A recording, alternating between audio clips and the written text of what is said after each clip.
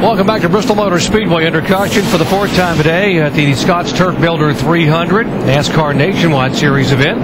Our lucky dog and during this caution flag is the 07 car. There is the former series champion and 1994 winner of this race, David Green. He will be able to be the Aaron's Lucky Dog free pass winner and get a lap back. Pit stops have taken place. Joe Nemechek, who did not come in that time, had not pitted since lap 42, stayed on the racetrack, and he will lead him down to the green flag.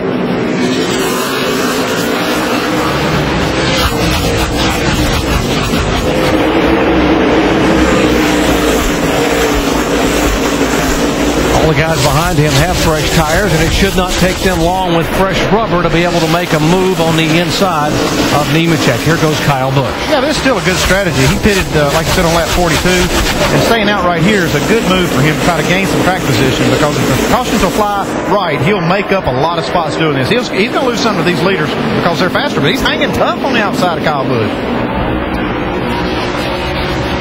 Battle here, the 88 car for fourth position. Brad Keselowski up high, the 29 of Boyer on the bottom.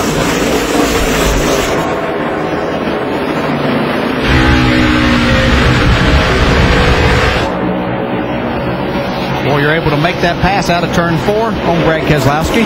Boy, Kevin Harvick almost into the back of the 18 car a moment ago and had to jump on the brakes and sort of cut it hard left. Yeah, how about this race right here for the lead? Joe Nemechek still has the lead.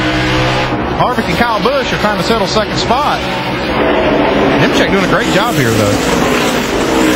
Kyle gets right to his bumper there off turn 2. That seems to be the one place that Joe's struggling just a little bit, but everywhere else around the racetrack, he's doing a great job to see Kevin Harvick try to go for the lead now on the inside.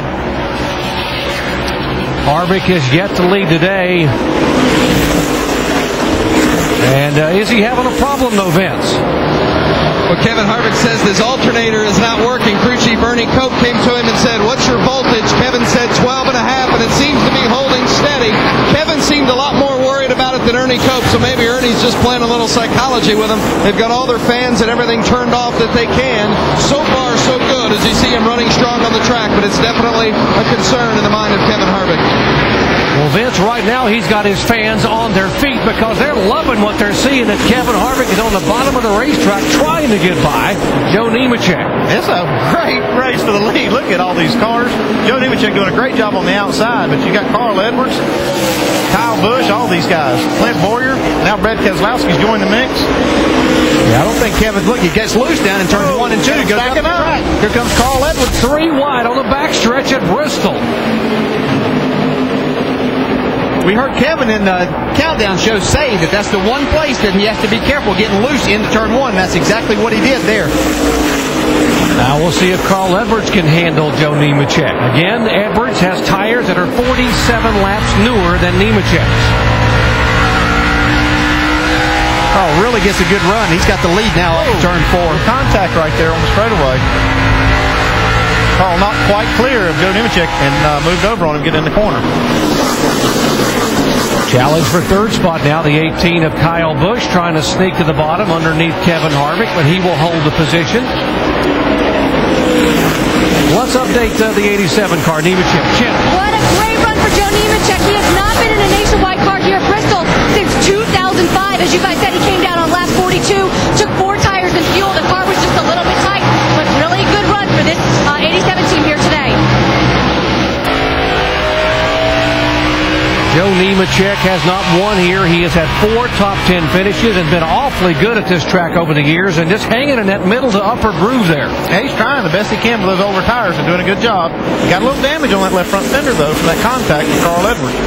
One of the former winners here, Kevin LePage, has taken his car to the garage area, the 73 car. Here's the 34 off the pace, Tony Raines. Tony's just trying to get down out of the way. 3,600. He's able to do that now as the leaders start to come up on him. Carl Edwards is pulling away now, the margin about half a second here. Yes, those guys were battling. Carl was able to get out front and get a little bit of distance between them. It's like they made some adjustments that helped his car. Yeah, but Harvick beat him just a few hundredths of a second that last lap. So, you know, it looks like Kevin Harvick's car is better in these longer runs as they run just a few more laps. You see that 33 car really come on strong.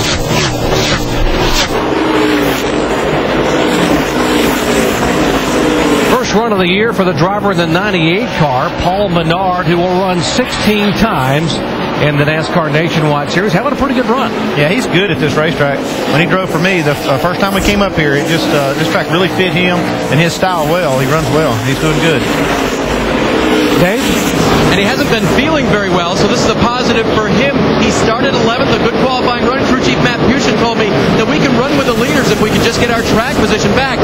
Right now, he's lost the leaders, but they hope with an air pressure adjustment on that last stop, the car will handle better for Paul. Shannon? Matt Kenseth driving that 16 car here today. That was a late ad because Greg Biffle injured his ribs on Tuesday. There's been a little bit of eventful day for the 16 team. Under that last pit stop, Matt Kenseth said the throttle was sticking.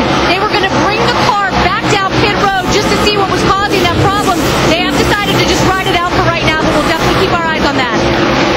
Thank you, Shannon. And DJ, I know drivers are supposed to be fearless, but a throttle sticking at Bristol can get your attention. In a hurry. You don't want that happening anywhere, but there's other places you have more time to react if that should happen. And this isn't one of those places. So I'm sure that Matt felt that he had the problem solved there. It wasn't as big an issue as what he originally thought. He wouldn't have stayed out there. Well, when the race began and it was overcast and cloudy, Carl Edwards' car wasn't very good. Now the sun's come out and Carl pulling away as our leader. Back after this message and a word from our ABC station.